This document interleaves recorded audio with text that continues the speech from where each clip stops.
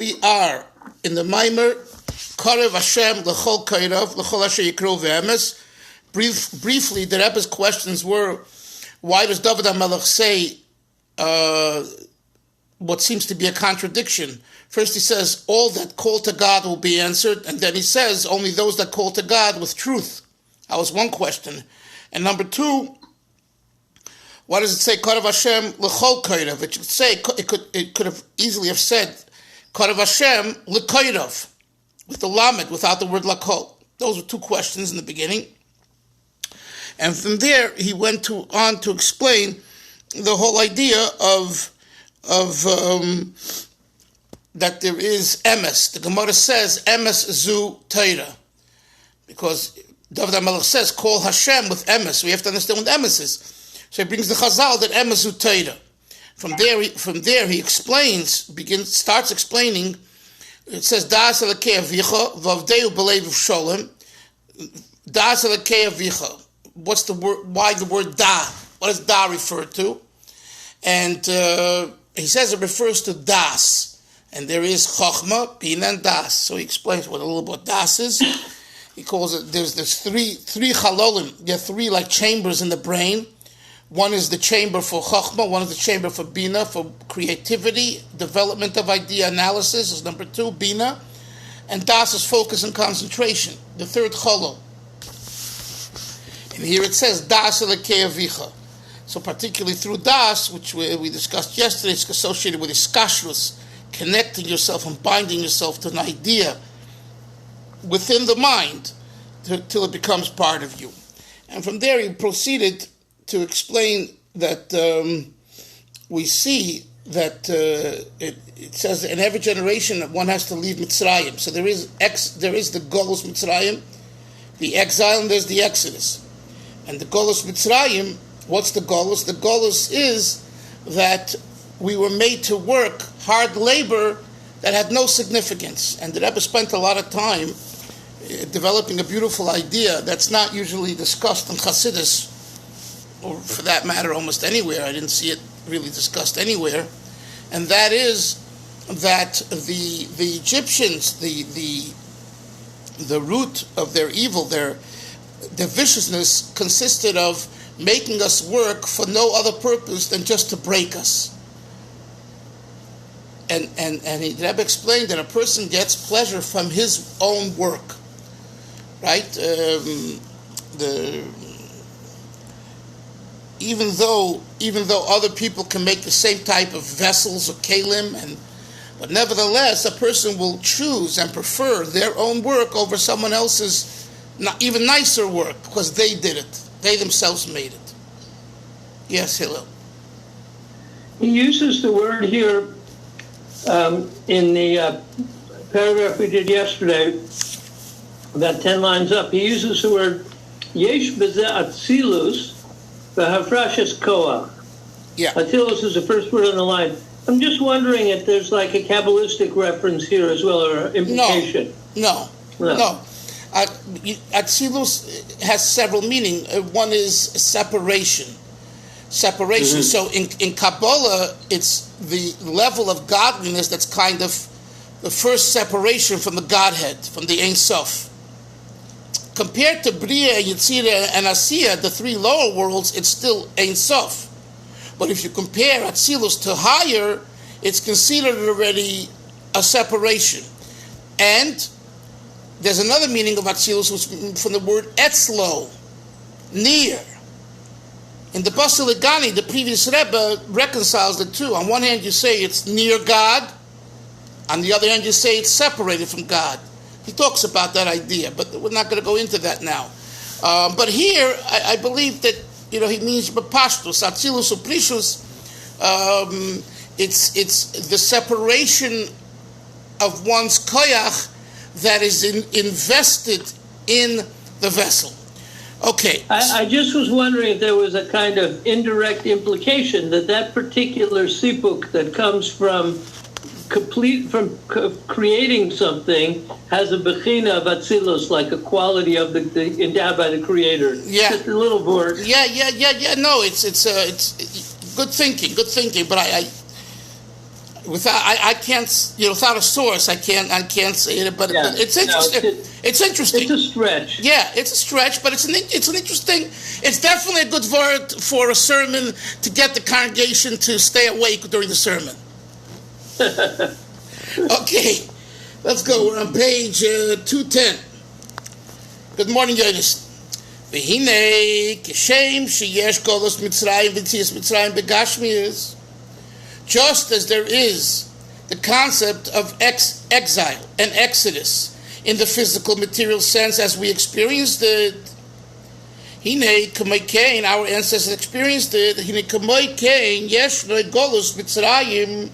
The Yitzias Mitzrayim, Baruch is you have the same concepts in spiritual matters, in a spiritual way. The Hine Rabbeinu refers to the Balatanya, the Alter Rebbe, Nishmasa Yedin, Omer, Betanya, Pedig Beis. He says there in chapter 2, B'Shem Shara Kedusha, the name of the Shara, found in the portals of Kedusha, L'Harav Chaim Vital Zal, and the Rab Chaim Vital Sefer, quote, to the whole is Yisrael, to every single Yid, Echot Tzadik, V'Echot Rosha, whether he's righteous or wicked, Yesh Beis Neshamas, a Jew has two souls, two drives. Dichsiv, as it says, Uneshamos, not Uneshama, plural, and souls with an S at the end, Ani Yosisi, I have made. Oimen Neshamas Loshen Rabim, the pasuk, the verse says, neshama is plural, shehein shtayim, which are two. Shehein shtayim nefashos, these are two souls. And now he changes Yaakov, the language. This is from Tanya, from neshamos till nefashos. The nefesh represents activity. Neshama represents the spiritual drive that generates the activity. So the Alter Rebbe says in the name of Reb Chaim Vital, every one of us has two neshamas, two drives. These drives do something.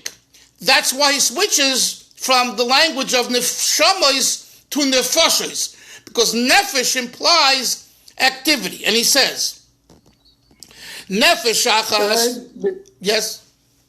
Just before you go, I wanted to ask you something about the Sefer Shari Kedusha. Yes. Is that Sefer, it's not considered part of the Kisvei Ari?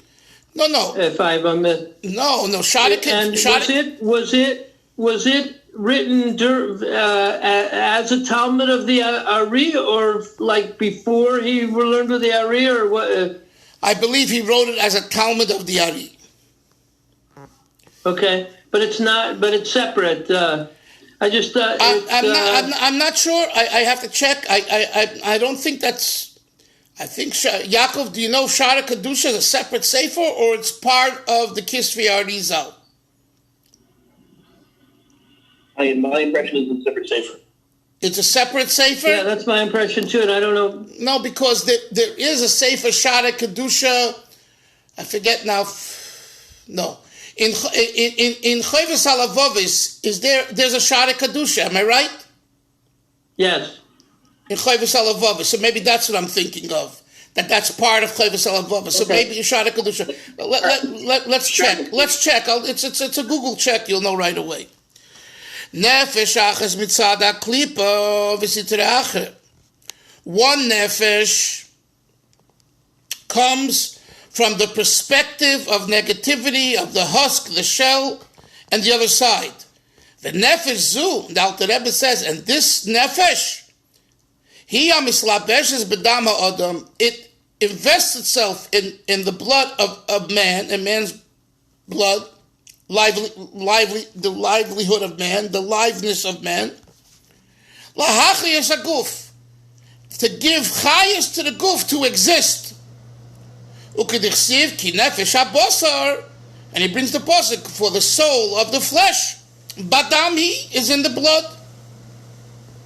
Nefesh zu nikras nefesh habosar, and we call this also nefesh habosar, the soul associated to the flesh. In other words, a soul, Yaini, is ruchnius. Basar is gashmius. But since this nefesh is what makes the basar live, we attribute this nefesh to basar, and we call it nefesh ha-basar. Sheyesh lo kiruv. That's what he says in the next line. Look, sheyesh lo kiruv el ha-basar. This nefesh has a closeness and association to the flesh, v'inyonim ha-gashmiyim davke, and to all matters of gashmi is associated with the flesh. In this nefesh that comes from the perspective of klipa, hine mimena boys. Now I want you to realize that the Rebbe here, in the way he is citing the Tanya, cites it with a few extra words that gives us really a deeper understanding of what the Alter Rebbe says. Before the nefesh before we talk about the result of this nefesh, which is the midas rois, the bad midos from the four elements, fire, water, dust, etc., and wind, the very fact that the nefesh enlivens the guf, and the guf has a feeling, I exist independent of God, that itself is the beginning of the downfall. The midas rois that come, Yaakov, are a histaifus, a manifestation of the klipa mindset. You hear that? And it's because there's a klipa mindset, which is nefesh habasar badam hi, v'hi mislabeshes badam ha'odam, and therefore I too am something that leads to midas rois. If you didn't have the mindset, the ideology of a nefesh habasar, you would never get to midas rois.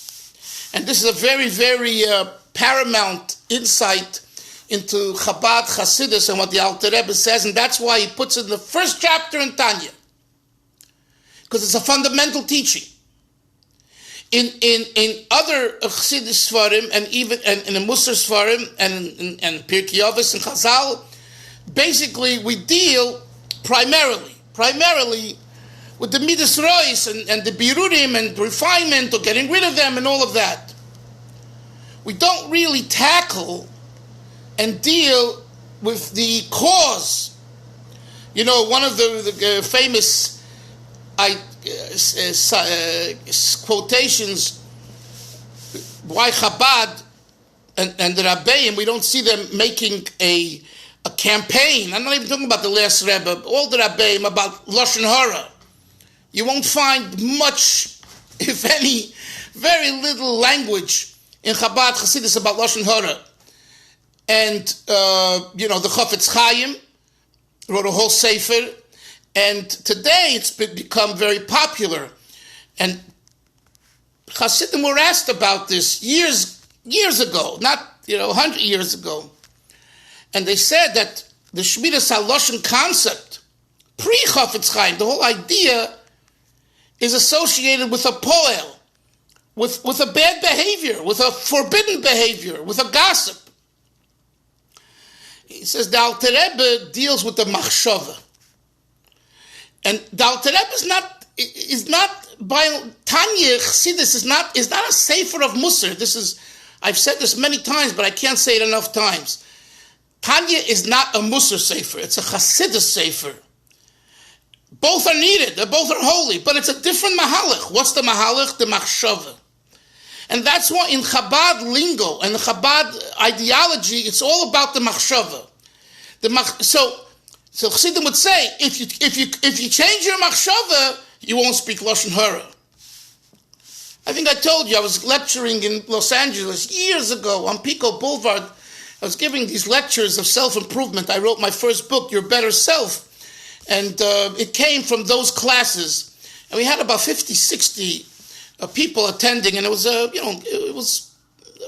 good energy and understand and intelligent people. It was a good class, a good lecture, and good recipients. Anyway, so a lady who became a friend of our family's She said, every time I speak to my friend, we gossip about him and about her and about him.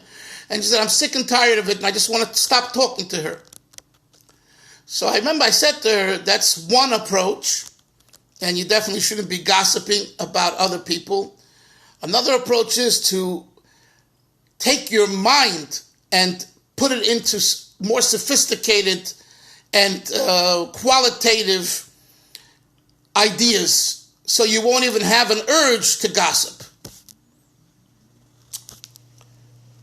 I don't mean to, I see it in my own, like, here was 4th of July.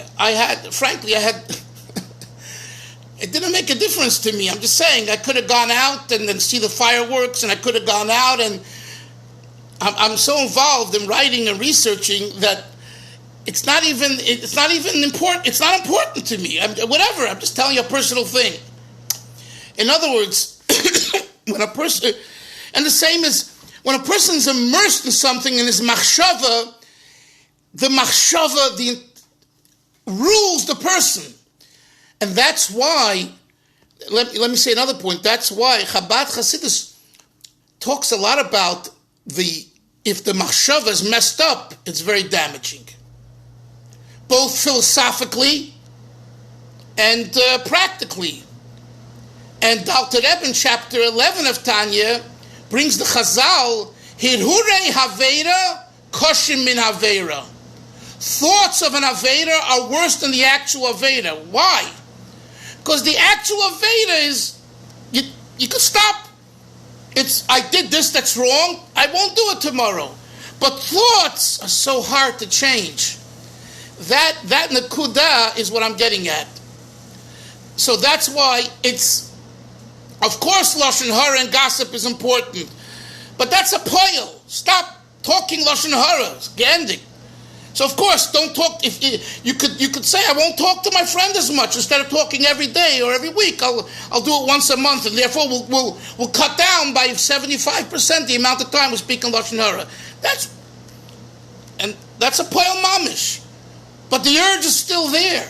But if you change your machshava, and your machshava is now involved in much more sophisticated spiritual Torah, you don't have an interest in speaking gossip.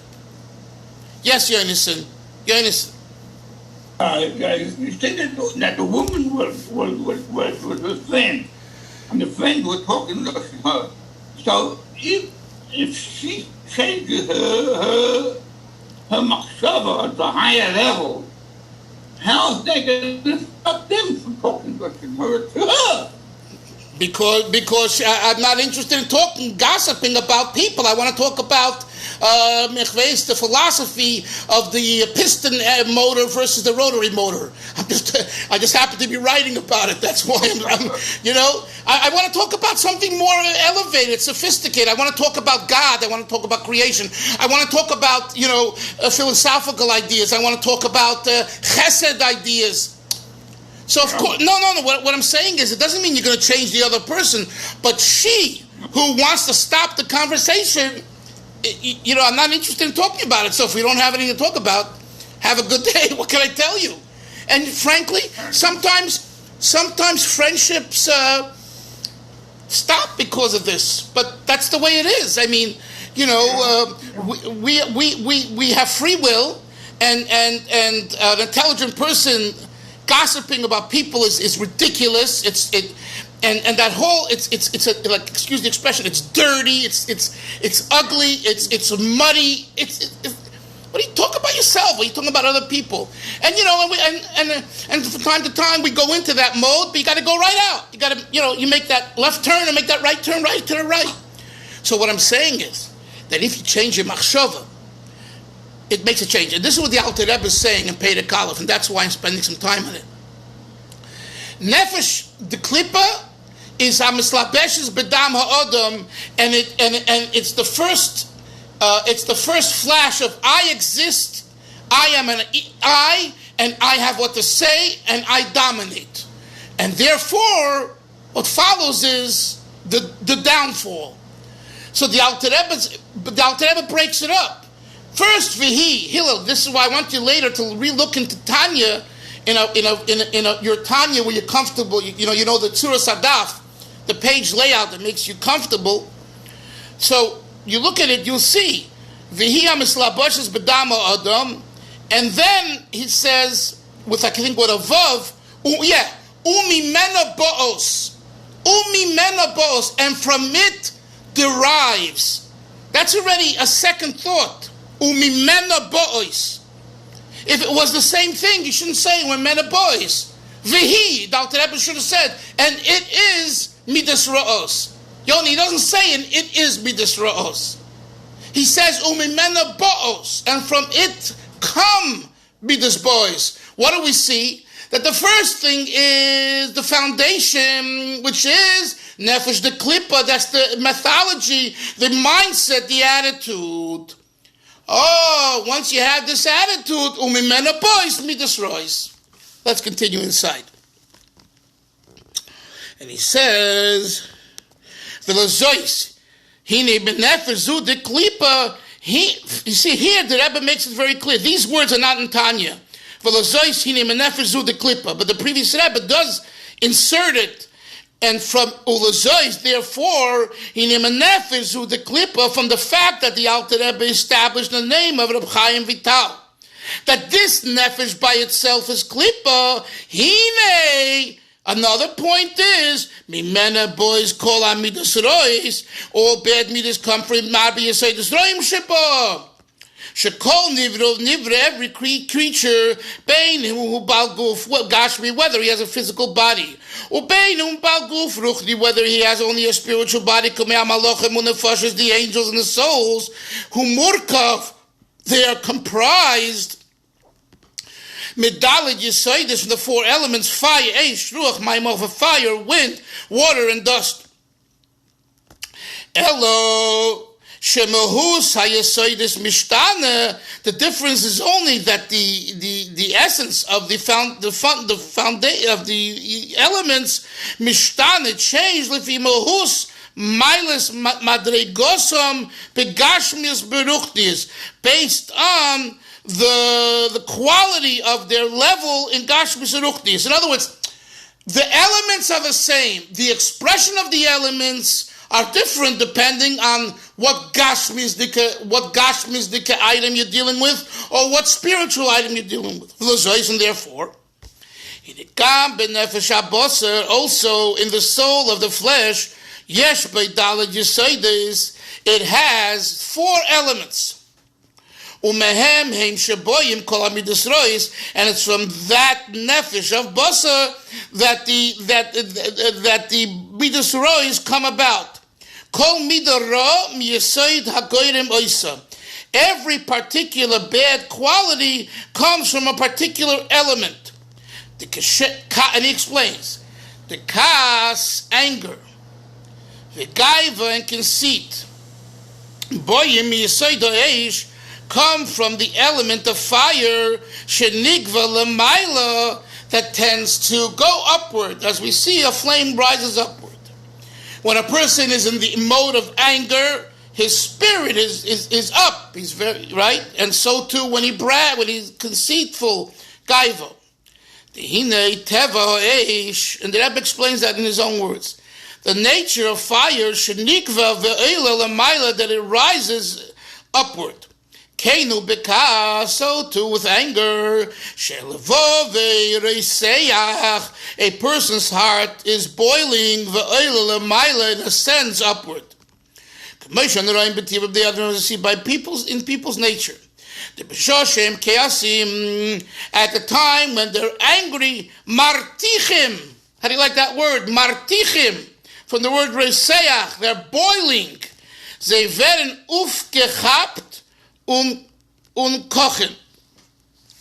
They become totally immersed and cooked, which means they're boiling. To the point that because of their great anger, it's possible at that moment he forgets completely about his intelligence, A moment ago, you looked at him as an intelligent person. All of a sudden, he's in anger mode. You would never know that this person is a Baal Seichel. In Yiddish, wird ois Mensch. He means here Baal Seichel in the sense of being a Mensch.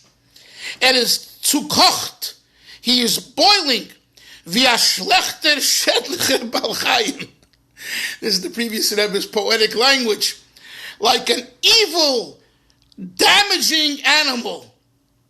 Shedlicha Baal Chaim is someone who's looking to eat up another animal and destroy it, So the Rebbe says he's so boiling that he wants to eat up and destroy anything and everything around him. Next page, 211.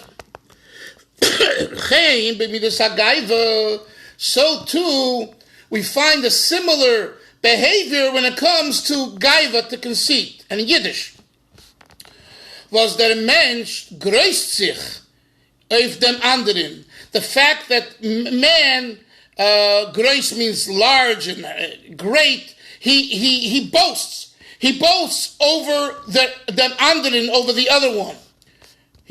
I'm greater than you, I'm bigger than you, in the sense of I'm so much more sophisticated and knowledgeable. Was das is out from the B'Yesod Eish, says the Rebbe.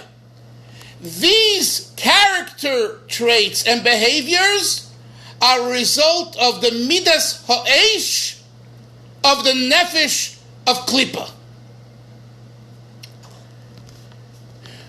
Von dem Yesod Ha'esh eben Nefesh de Klippa. Then he goes to another character issue, which comes from water. The Taivas Atanugin, now he talks about indulgences of pleasures. Das was then mentioned, glust sich die körperliche Vergnügen. The fact that a person lusts his bodily pleasures. Says the Rebbe, whom Yesod HaMayim. That comes from the foundation, the element of water, shebenefesh de klippe. Right? And the Alter Rebbe says in Tanya, just as water, matzmichim kol minei tainuk. Right? You need water to grow all kinds of vegetation and all kinds of food, which many of them are of taiva nature. So too, those bodily needs that are totally dominated by the gland of taiva are associated with the midas hamayim. Okay, water, because just as waters kol minei tainuk matzmichim kol minei tainuk, so too does taivas are the body's natural indulgence area. Number 3, scoffing, frivolity, and boasting. Das was mentioned here is not talking about gaiva, conceit with quality. You know, that the person's a Baal Gaiva, but he has with what to be a Baal Gaiva. Hisparut means you boast like a big balloon. There's nothing there. You just you boasting. So the Rebbe says the fact that man barim sich, that's the word in Yiddish, is barimen sich, boasting. Udvarim betelim, an idle chatter, chit-chat, just talking away without any purpose, just to make conversation and all that. Was das is alt azelche Sachen, these are all things, was afilu be'eis tut das, that even when he does it, is das euch gar nicht. Frivolity, just sitting around and making jokes and wasting time and dvarim betelim and boasting. Even when you do it, it's a bunch of, the English expression, hot air, gar nicht. It's nothing. Yeshnam, and the Rebbe says, Yeshnam dvarim gashmiyim, there are some physical matter items, asher heim eis a metzius. They are themselves a metziut, an existence, a reality. Aval kol eilu advarim, but Hilus, Litzonus, and Ispidus. All these things, three things are Harigambe Seyosim, even while you're in that mode, Einem Shum Metzias Klal, there is no reality to them. It's a bunch of hot air. Veheim Boyim Yisoid HaRuach Shebenefesh Deklipa. They come from the element of Ruach, air. And finally, V'atzlus, laziness, V'atzvus, melancholy, depression. Boyim Yisoid HaOfer comes from the element of Ofer, dust, which is on the floor, on the bottom, right? Dust, dirt. When a person is lazy, they feel down. When they're depressed and melancholy and all that, it's the expression of the Yesod HaOfer. So all this, the Frierdiker Rebbe says, all this is a result of a nefesh hashenis, nefesh zu de klipa, which he calls nefesh habasar.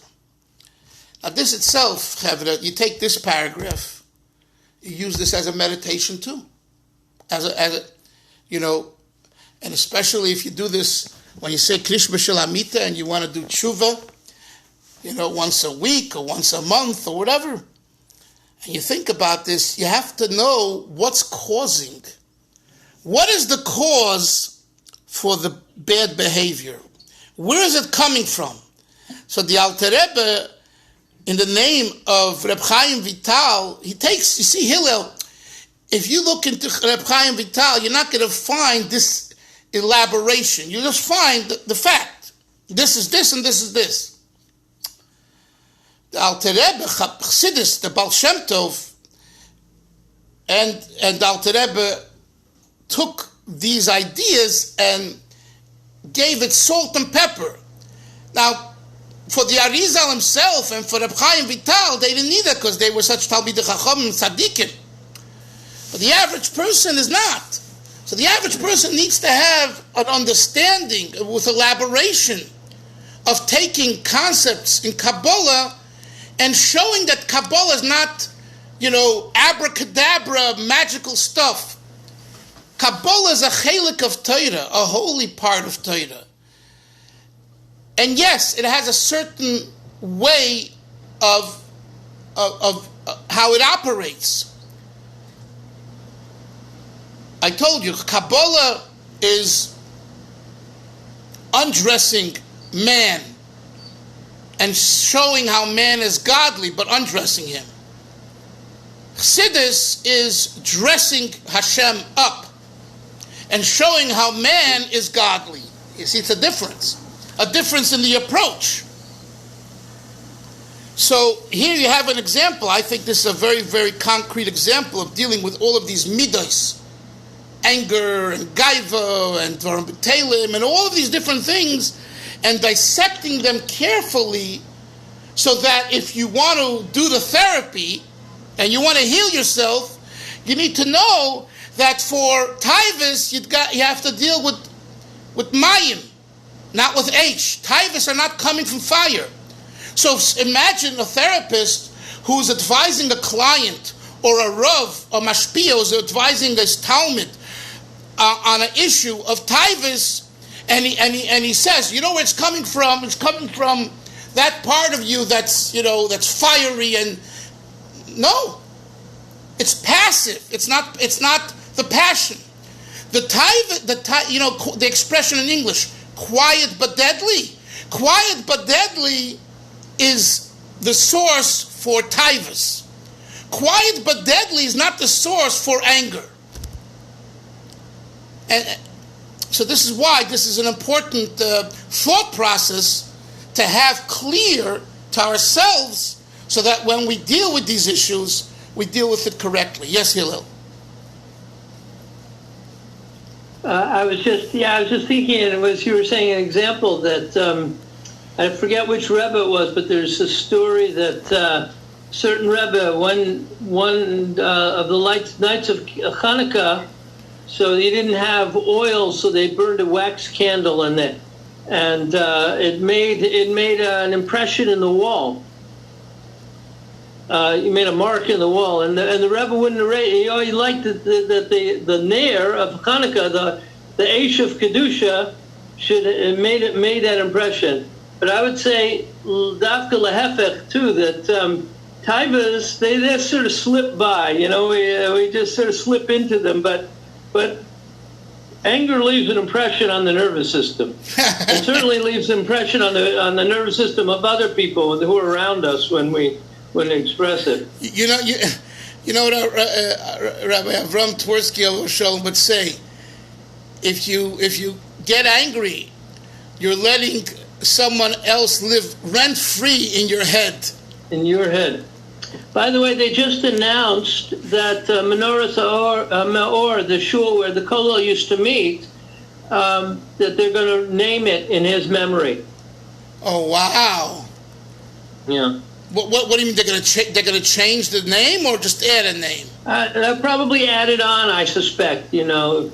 Oh, well, that's something like that. But that's very. It's Rabbi Myers is married to his stepdaughter. Right. Stepmother. Okay, Zaygas to everyone. Have a good day. We'll see everyone tomorrow. Bye-bye.